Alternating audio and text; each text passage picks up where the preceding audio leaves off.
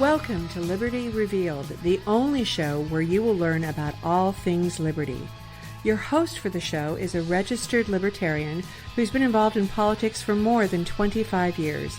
He has a passion for teaching others about the concept of personal liberty. Please welcome your host, Mike Mahony. I am a big believer in personal liberty. To me, my rights end where your rights begin.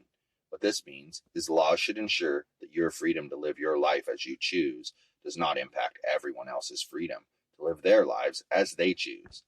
This is personal liberty. If you want to learn more about personal liberty and get more from this show, sign up to receive my 10-page guide on personal liberty entitled Liberty Revealed. You need to fill out a simple form located at yogispodcastnetwork.com/Liberty Revealed. That's YOGIS podcastnetwork.com/Liberty Revealed. Once you read through that ebook, you are guaranteed to be in a position to apply the philosophy of personal liberty. Welcome to another episode of Liberty Revealed. I am your host, Mike Mahony. This is a show that puts personal liberty at the forefront of all discussions. Today, I want to talk to you about the homeless crisis in our country, and specifically Orange County, California, where I live. I'm going to start by telling you that I do not have a particularly libertarian view of the solution to this problem.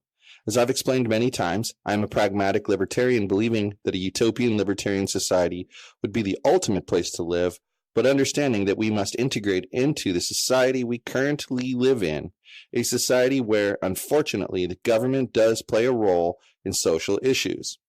While I am completely opposed to this, I understand that solving problems in today's world depends upon the approach used in today's world. As many of you listeners know, I live in Buena Park, California, a city in Orange County. Like most places in the United States, Orange County is struggling to solve a homelessness crisis.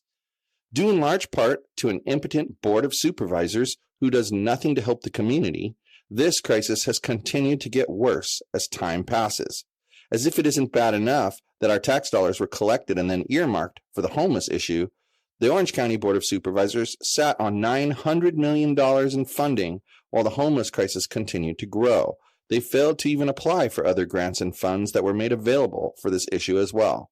Their complete inaction has created a crisis of epic proportions that must be solved. Let me explain to you what a libertarian approach would be and then add my own spin to that. It is my strong belief, and has been for a long time, that since the tax dollars will never be returned, and since they are specifically earmarked for the homeless crisis, they should be used towards solving that problem. I do believe that private charities should spearhead the effort, but the government can take the money it has earmarked for this issue and give it to the private charities so they are well funded and can begin to work on a solution to this issue. Supporting these private charities is going to create the most efficient solution to the problem. Everyone needs to be held to the same standards. It is just wrong to say that people with jobs and homes can't pitch a tent on the street while allowing the homeless to do so. I understand that the Ninth Circuit Court has ruled that there must be adequate resources available for the homeless before there can be enforcement of anti-camping ordinances. That's why I feel we need to get busy on this problem. We need to provide the resources to the homeless so we can get back to enforcing the law equally. We need to let residents own the safety role in their neighborhoods. When the person doing the work is close to the person paying for that work, everything works more efficiently. Let residents of an area decide who will police their streets. Perhaps they want to pool their money and hire a private police force. Let them. The government does not have to handle this for us. We also need to remove the barrier to cheaper housing. Things like tiny houses, RV parks, and alfresco gardens go a long way towards providing cheap housing. The government needs to step aside and stop with all the red tape that makes it almost impossible to implement these kinds of programs. Let people choose to live in housing they can afford. Get rid of the, quote, too libertarian, end quote, approach often used by libertarians. We clearly don't agree with the war on drugs, but there's a role for law enforcement in these matters. We want drug dealers to be afraid of being arrested. That's a good thing. Hardcore libertarians believe that private charities can help those in need better than governments can, in part because coercive government programs often subsidize the wrong behavior. In a speech about what some call the voluntary city, economist Robert P. Murphy stressed that it is wrong to equate free market conservatism with sink or swim social Darwinism.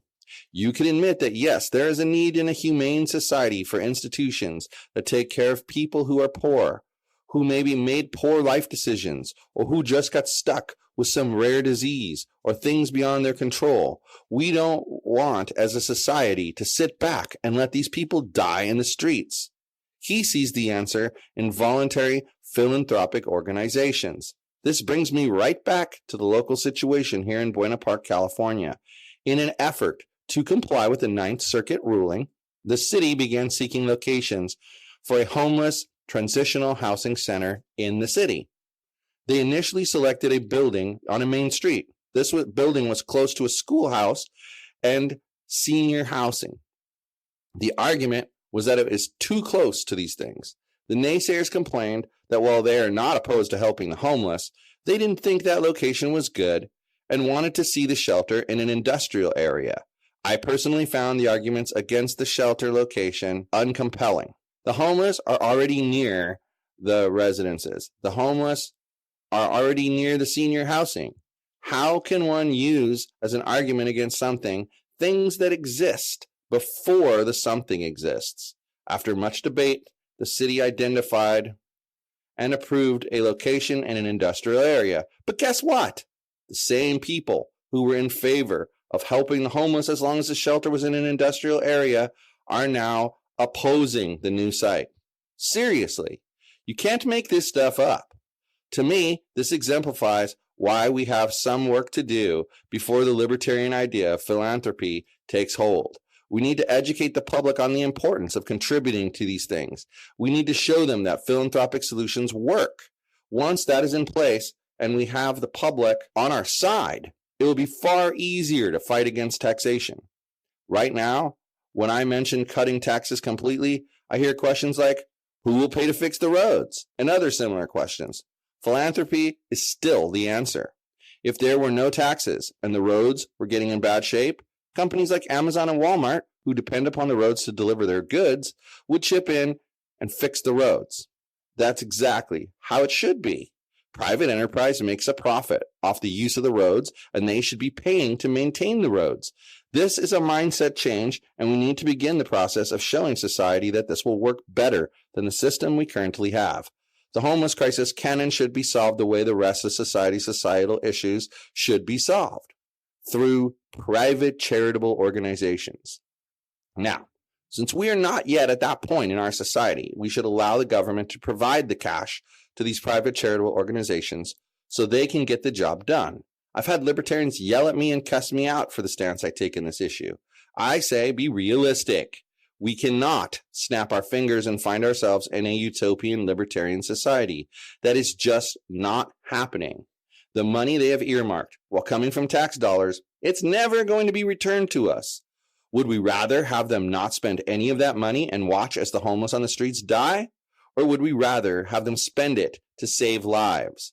Isn't it time that we realize there's a need in a humane society for institutions that take care of people who are poor? Let's encourage this and help it grow.